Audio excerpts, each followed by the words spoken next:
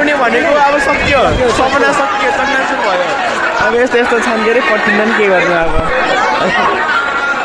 सरिना हो कि कीर्तिलाई नबिर्स है नबिर्स साथी हेलो नमस्ते guys welcome back to your favourite YouTube channel भसेत ब्लग है धेरै पछि आयो यो मान्छे कहिले काहीँ नाक देखाउन आउँछ भन्नुभएको छ होला त धेरै त हुनुहुन्न 5-6 जनाले त्यस्तो भन्नुभएको छ होला मेरो भ्युवर्सै 5-6 जना साथीहरू धेरै पछि भ्लग गराउनु लाग्यो किन गराउनु लाग्यो यसरी भ्लग भन्दाखेरि अब कोठा होइन कोठाले साथ दिएन कि मलाई कोठा यस्तो फोरो छ हेर्नु कोठा यस्तो छ हालत हेर्नु त अनि भ्लग बनाउनु मन लाग्दैन नि साथीहरू यहाँ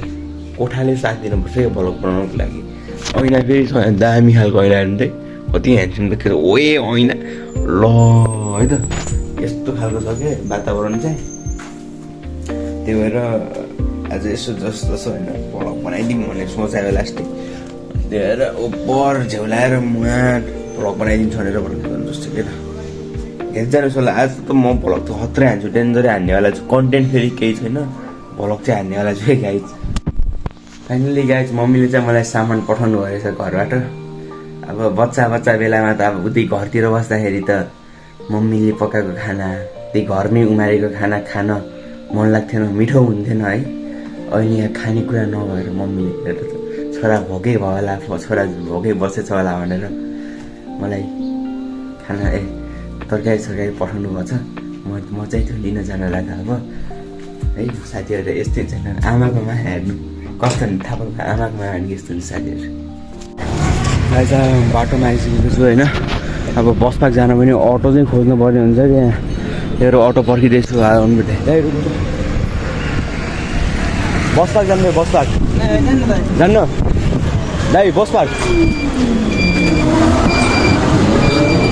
फाइनली गाइस अटोमा चढिसकेको छु होइन अब सिधै बस पार्क गएर भेटौँ मलाई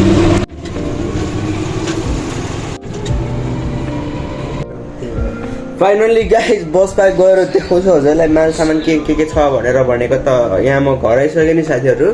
अब खानासाना नि पकाइसकेको छु मम्मीले पठाइदिएको हेर्नु माया गरेर मम्मीले मलाई पठाइदिएको कि होइन आलु माल सामान चाहिँ हामीले लिन गएको चाहिँ यही आलु चाहिँ अनि भात चाहिँ भात पनि पकाइसक्यो बिहानको यो चाहिँ डल्लो चाहिँ बिहानको बासी भात है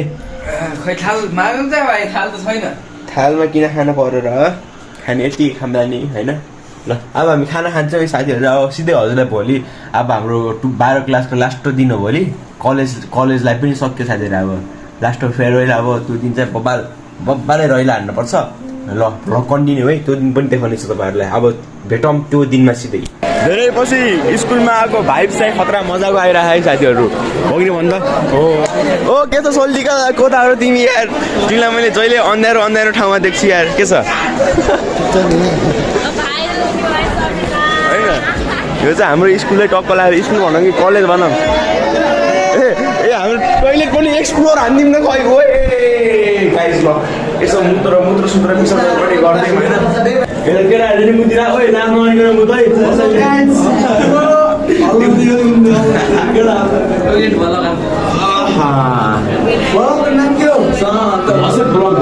सब्सक्राइब गर्दै भसेत बिहा चाहिँ ट्रेन्डिङ नम्बर 1 मा आउँछ कि मेरो भिडियो गाइज है त गाइज फाइनल हामी मुति पनि सकेको छौँ होइन यसो गाइज हामी मुतेर आइसक्यौँ होइन अनि यो बारेमा तैँले के भन्न चाहन्छस् कुन बारे लेख के लेख्नु लेख न लेख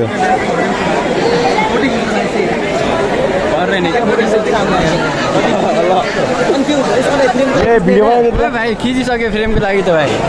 उहिले क्यामेरा देख्यो भाइ कहिले भयो खाडी नभए झाडी त्यो त बुकको लागि हेर्न र होइन ल गाइस हैन हेर्नु ल लाग्यो त हैन हो भएन के नभए झाडी लेख्न के भएको लागि पनि ह्यान्डराइटिङ भएन भाइ ह्यान्डराइटिङ भएन के लेख्या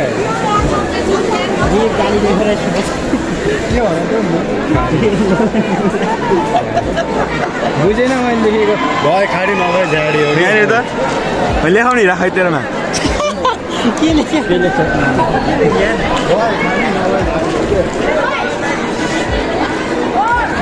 My guys, हेर्नुहोस् फाइनली दिस इज नट हेरवाला हेर ल हिराको गाली नलेखाऊ क्या अन्त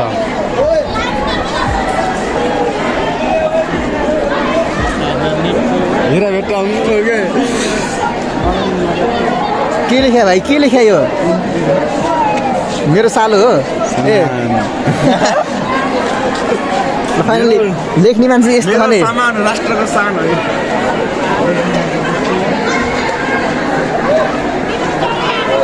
अनि नराम्रो लेख्नु खोजेको राम्रो लेखेको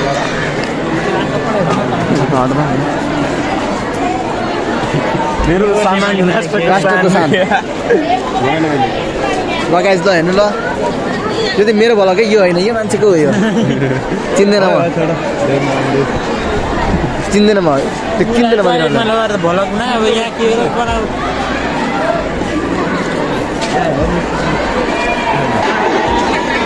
के रहेछ खै के हो यो एक्स हामी सर लेखेछ क्या साथी ए ल ल ल मिस नेपाल मिस वर्ल्ड के हो यो हो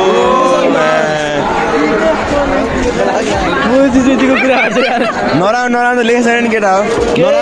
भन्ने बित्तिकै नराम्रै बनायो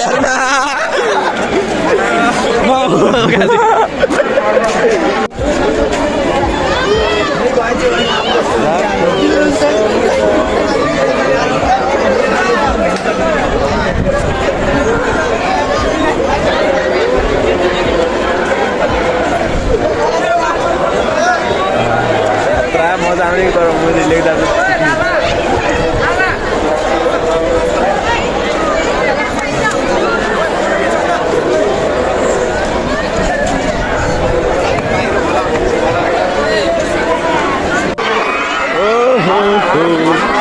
तिम्रो माया उनन सय भए मेरो माया साई आज पनि तिम्रो गीत सुन्न पाइन्छ कि ए ओए ओए दोहोरी जाउँछ नि एउटा एक खुसीमा यार दोहोरी यो चाहिँ एकदम खतरा दोहोरी गाएकै साथीहरू पुरा भोर न मेरो यहाँ आधी मात्र भयो क्या ना लेखा न सब लेखा lords of love I wish you अरे के ओ साथी धेरै सोल्टी बनाएनौ र सोल्टी बनाएनौ र यस्तै हो क्या धेरै सल्टिनी छन् सरिना हो कि कीर्तिलाई नबिर्स है नबिर्स साथी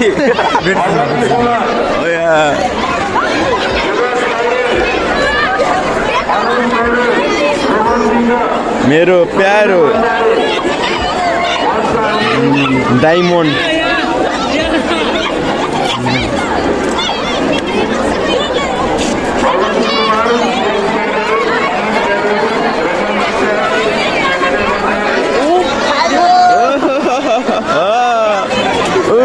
उसको सोल्टिने चाहिँ उनी है साथीहरू सोल्टिने हेर्नु सक्नुहुन्छ तपाईँहरूले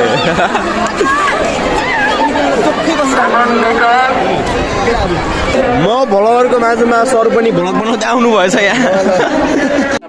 यसको लागि बहिनी होलिकालाई पर गर्ने विचार गर्यो होलिकालाई आगोमा नजल्ने वरदान थियो ऊ आगोमा नजल्ने भएपछि हिरण्य कक्ष हाम्रो गाई कलो गाएर केटी पटाउने भनेको अब सक्यो सपना सक्यो चन्नाचुर भयो अब यस्तो यस्तो छन् के अरे पटिँदैन के गर्नु अब चन्नाचुर भइसक्यो अब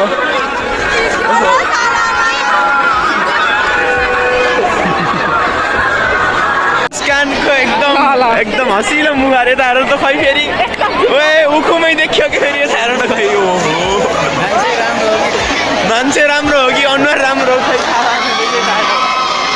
ए कलरै राम्रो रहेछ कि चक्लेटी कलर होइन